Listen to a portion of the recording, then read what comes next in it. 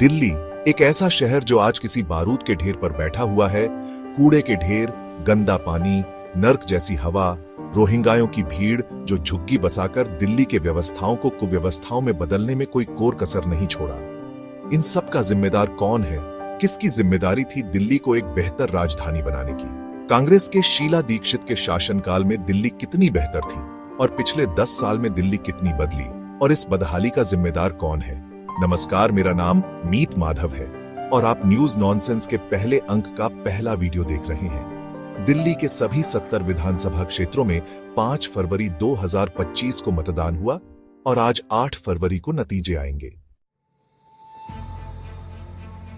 दिल्ली, जिसे प्राचीन काल में इंद्रप्रस्थ के नाम से जाना जाता था, अपने ऐतिहासिक महत्व के लिए प्रसिद्ध है। महाभारत के समय में पांडवों ने इसे बसाया और तब से यह कई राजवंशों की राजधानी रही है। प्राचीन काल मौर्य काल दिल्ली का महत्व कम था क्योंकि राजनीतिक शक्ति मगध में केंद्रित थी। तोमर और चौहान वंश 8वीं से 12वीं शताब्दी में तोमर राजा अनंगपाल ने लाल कोट बनाया और चौहान राजा पृथ्वीराज ने किला राय पिथौरा का निर्माण किया। मध्यकालीन काल दिल्ली सल्तनत 1206 से 1526 तक गुलाम, खिलजी, तुगलक, सैयद और लोदी वंशों ने दिल्ली पर शासन किया। कुतुब मीनार और तुगलकाबाद जैसी संरचनाएं इस काल की विरासत हैं। मुगल साम्राज्य 1526 में बाबर की जीत के बाद दिल्ली मुगलों का केंद्र बना, जिन्होंने शाहजहानाबाद, आधुनिक पुरानी दिल्ली बसाया। ब्रिटिश काल 1911 में ब्रिटिश राज ने राजधानी कलकत्ता से दिल्ली स्थानांतरित की और नई दिल्ली का निर्माण शुरू हुआ। स्वतंत्रता के बाद राजनीतिक विकास दिल्ली भारत की राजधानी रही, लेकिन 1956 में यह केंद्र शासित प्रदेश बना। 1991 के 69वें संविधान संशोधन के बाद दिल्ली को विशेष दर्जा दिया गया और 1993 में पहली बार विधानसभा चुनाव हुए। आम आदमी पार्टी की शुरुआत 2012 में अन्ना हजारे के भ्रष्टाचार विरोधी आंदोलन से हुई, जब अरविंद केजरीवाल ने राजनीति में प्रवेश करने का निर्णय लिया। पार्टी ने 2013 में दिल्ली विधानसभा चुनाव में 28 सीटें जीतीं और कांग्रेस के समर्थन से 49 दिनों की सरकार बनाई। तब अरविंद केजरीवाल ने अपने बच्चों के सर पर हाथ रखकर कसम खाई थी कि वो कभी भी कांग्रेस या किसी भी दूसरे पार्टी से अपना गठबंधन नहीं करेंगे। कांग्रेस ने जब अपना समर्थन वापस लिया, तब फिर से दिल्ली में मध्यावधि चुनाव हुए और 2015 के चुनाव में एएपी ने दिल्ली में 70 में से 67 सीटें जीतीं, जो देश की राजनीति में उनकी महत्वपूर्ण उपस्थिति को दिखाता है। 2020 में भी उन्होंने सभी 70 सीटें जीतीं। पार्टी को राष्ट्रीय मान्यता चुनाव आयोग ने 2023 में दी, जिससे उनके राष्ट्रीय प्रभाव की पुष्टि हुई। तब तक आंतरिक कलह पार्टी में योगेंद्र यादव, प्रशांत भूषण जैसे संस्थापक सदस्यों के साथ अंतर कलह शुरू हुई, जिन्हें निष्कासित किया गया। चुनावी हार 2019 के लोकसभा चुनावों में एएपी को दिल्ली में कोई सीट नहीं मिली, जो एक झटका था। पंजाब में भी उनका प्रदर्शन 2022 में कमजोर रहा। कानूनी मुद्दे, नेताओं के खिलाफ भ्रष्टाचार के आरोपों और कानूनी कार्रवाइयों ने पार्टी की छवि को नुकसान पहुंचाया। समर्थन में गिरावट 2024 के लोकसभा चुनावों में आप का प्रदर्शन कमजोर रहा, जिससे उनके समर्थन में गिरावट देखी गई। नेतृत्व परिवर्तन 2024 में अरविंद केजरीवाल के मुख्यमंत्री पद से इस्तीफा और जेल जाना पार्टी के लिए एक बड़ा झटका था, जिससे उनका कार्यकर्ता आधार और मनोबल प्रभावित हुआ। आम आदमी पार्टी की कहानी आशा और चुनौतियों का एक मिश्रण है, जहां उन्होंने एक ओर से राजनीतिक क्षेत्र में नई आशा की किरण दिखाई, लेकिन विभिन्न आंतरिक और बाहरी चुनौतियों ने उनकी यात्रा को कठिन बना दिया। आपने महिलाओं को मासिक 2100 रुपये देने की गारंटी दी है, साथ ही 60 साल से ऊपर के लोगों को मुफ्त इलाज का वादा किया है। 1980 भारतीय जनता पार्टी की स्थापना के बाद दिल्ली में उनका प्रभाव बहुत कम था। 1993 बीजेपी ने दिल्ली विधानसभा चुनाव में 49 सीटें जीतकर पहली बार दिल्ली में सरकार बनाई। मदन लाल खुराना मुख्यमंत्री बने। 1998 बीजेपी ने फिर से 34 सीटें जीती और सरकार बनाई। इस बार सुषमा स्वराज मुख्यमंत्री बनी। 2003 बीजेपी की सीटें घटकर 20 हो गईं और कांग्रेस ने दिल्ली में सत्ता हासिल की। 2008 बीजेपी ने फिर से 23 सीटें जीती, लेकिन कांग्रेस ने बहुमत प्राप्त किया।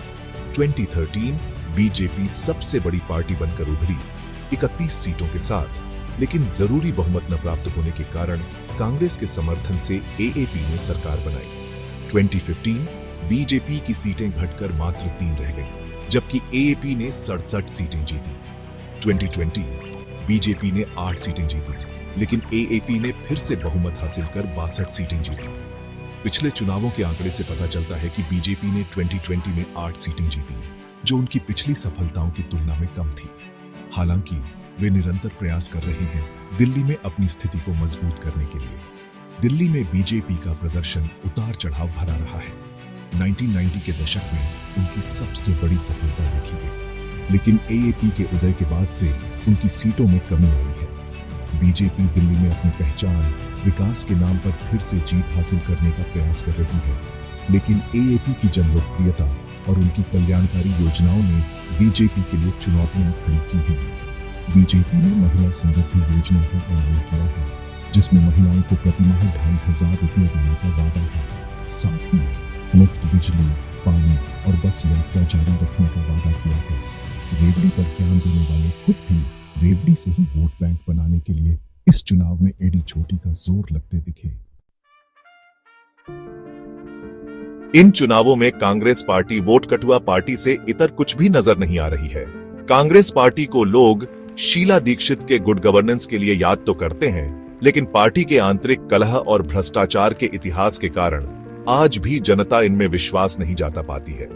जाति आधारित नई राजनीति इनके बचे खुचे साख पर भी बांटता लगा रही है। कांग्रेस पार्टी के कारण ही आज आम आदमी पार्टी सत्ता पर काबिज है। बीजेपी के विरोध के लिए इन्होंने ही आम आदमी पार्टी का समर्थन किया था, बगैर यह सोचे कि एक दिन यही पार्टी दिल्ली में इसके अंत का कारण बनेगी। इस बार के चुनाव में कांग्रेस के कारण वोटों का विभाजन हुआ है, जिससे एंटी बीजेपी वोट बैंक का बंटवारा हुआ है। इससे संभावना बढ़ी है कि बीजेपी को लाभ मिल सकता है, खासकर जहां एएपी और कांग्रेस के बीच सीधी लड़ाई हो रही है। इस चुनाव में कांग्रेस ने मुस्लिम बहुल क्षेत्रों में जोरदार प्रचार किया, जिससे पार्टी को इन क्षेत्रों में मतदाताओं का ध्यान आकृष्ट करने में मदद मिली। इससे एएपी को नुकसान हो सकता है, जो पारंपरिक रूप से इन वोटों की बड़ी संख्या प्राप्त करती रही है। कांग्रेस ने दलित समुदाय के मतदाताओं को आकर्षित करने के लिए विशेष योजनाएं और वादे किए, जिससे एएपी के वोट बैंक में कमी आ सकती है।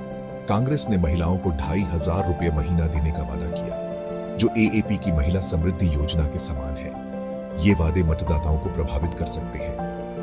कांग्रेस ने अपने पुराने समर्थकों को याद दिलाने की कोशिश की कि वे दिल्ली में लंबे समय तक शासन कर चुके हैं, जिससे कुछ पुराने वोटर्स को आकर्षित करने में सफलता मिली। अगर कांग्रेस को कुछ सीटें मिली तो इसे उनकी पुनर्जन्म के रूप में देखा जा सकता है, लेकिन अधिकांश विश्लेषण से पता चलता है कि कांग्रेस को 1 या 2 सीटें मिलने की संभावना है, जो उनके संघर्ष को दिखाता है। कांग्रेस का प्रदर्शन भले ही छोटा हो, लेकिन यह बीजेपी के लिए अनुकूल हो सकता है, क्योंकि यह एएपी के वोट बैंक को कमजोर कर सकता है। दिल्ली के चुनावों में पार्टियों ने अक्सर ऐसे वादे किए हैं जो पूरे नहीं हो पाए। उदाहरण के लिए यमुना की सफाई, पूर्ण राज्य का दर्जा और बुनियादी सुविधाओं में सुधार जैसे वादे, जिन्हें पूरा करने में असफलता देखी गई है। प्रभाव: इन झूठे वादों ने मतदाताओं में अविश्वास की भावना पैदा की है, जो चुनावी राजनीति के प्रति उनके नजरिए को प्रभावित करता है। 2013 और 2015 के चुनाव: आम आदमी पार्टी ने मुफ्त बिजली, पानी और सार्वजनिक परिवहन जैसी नीतियों के साथ अपनी पहचान बनाई। यह रणनीति उन्हें 2 बार सरकार बनाने में मददगार साबित हुई। 2020 और 2025 फ्रीबीज की राजनीति और तेज हुई। एएपी ने महिलाओं के लिए मासिक आर्थिक सहायता, बुजुर्गों के लिए मुफ्त इलाज जैसे वादे किए। बीजेपी और कांग्रेस ने भी इस क्षेत्र में प्रतिस्पर्धा की, महिलाओं के लिए मासिक भत्ता, मुफ्त गैस सिलेंडर इत्यादि के वादे किए। मतदाताओं, विशेषकर निम्न और मध्यम वर्ग के बीच फ्रीबीज की लोकप्रियता बढ़ी है, जिससे चुनावी परिणामों पर सीधा प्रभाव देखने को मिला है। ये वादे वोटर्स को आकर्षित करने का एक तरीका बन गए हैं। ये फ्रीबीज राज्य के वित्तीय स्वास्थ्य के लिए चिंता का विषय है। बड़े पैमाने पर सब्सिडी देने से राज्य के खजाने पर भारी बोझ पड़ता है, जो बुनियादी ढांचे और विकास के कामों को प्रभावित कर सकता है। दिल्ली के चुनाव में आम आदमी पार्टी ने वो सारी नौटंकी की जिससे जनता प्रभावित हो सके। मुझ पर हमला हुआ से लेकर पुलिस वोटरों को प्रभावित कर रही है। अरविंद केजरीवाल भारतीय राजनीति के एक मंझे हुए कलाकार हैं। उन्हें जनता बेवकूफ नजर आती है। यह बात कोई छुपी नहीं है कि वो कभी अपने वादों पर खरे नहीं उतरे। साफ सुथरी राजनीति का बीन बजने वाले कब खुद संपेरे के झोले का सांप बन गए, ये उन्हें भी नहीं पता चला। दिल्ली में शराब घोटाले की बंदरबांट, यमुना की सफाई, जहरीली हवा, बिना पानी के टोंटी, ये सब वो जरूरी मुद्दे थे जिन पर काम करने के लिए जनता ने उन्हें भरपूर साथ और विश्वास दिया।